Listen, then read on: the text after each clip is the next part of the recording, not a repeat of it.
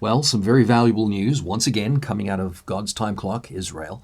Israel reportedly strikes near Damascus Syrian missile remnants found in Tel Aviv.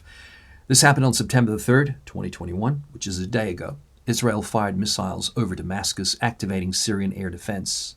The Israeli enemy carried out an air aggression from the direction southeast of Beirut, targeting some points in the vicinity of the city of Damascus. We can see prophecy unfolding right in front of us as Iran begins to occupy Syria, Damascus, operating out of Damascus. You know, this only started to happen about a week ago, where out of the brazenness that has occurred with Stan Afghani, we have seen a tremendous amount of movement of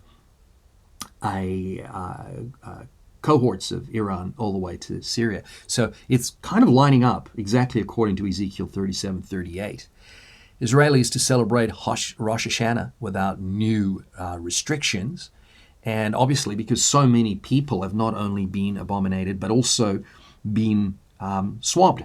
And, you know, I'm laying the same level of value and importance in terms of the dangers associated with both of these items, these pharmacopoeias, which are the sorceries, both the protrusion into the nasal passages right up against the BB, which is called the blood-brain barrier, and obviously the abomination itself. You know, both items are completely about filling the human body with graphene. And as we see it saying here, that even though they believe these are slowing down, the eyes, the CIs are slowing, there's definitely a move in the direction of that. It seems the high holy days are being blamed as threatening a reversal and letting us know that the numbers are going to go up. So, you know, from what we see, from what's happening in the world, everyone is in synchronicity, step lock with each other. They're all in lockstep. So it's not favorable. You know, Israel was called to be apart, to stand apart, to be called out from the rest of the world, and yet it's involved in the same deceptions. The Israel president meets Jordanian king to cultivate ties. And this is interesting because this has just started to happen. And it's telling us, in essence, that Israel is looking at all of its surrounding allies urgently for assistance as Iran begins to encroach on its own space.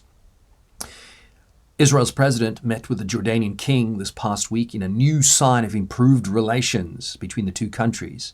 The president's office said Saturday, well, you know, man shall not cavort with the evil, the enemy, and what the Jordanians worship as a majority is definitely not Yod-Heh-Vav-Heh, Jehovah. It's not our God.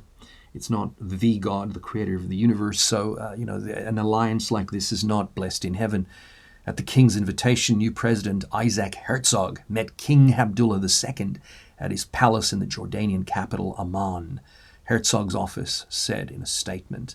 However, as we know, these things aren't going to go anywhere because, well, prophecy is unfolding at lightning speed. And as we enter and near Rosh Hashanah, the beginning soon of Israel's New Year and the Feast of Trumpets, and there's varying information about when the Feast of Trumpets really happens or happened this year, we're definitely seeing that our blessed hope, the sign of his coming, is more at hand than it's ever been, ever. And that's all the news for today. I'll be back soon with some more.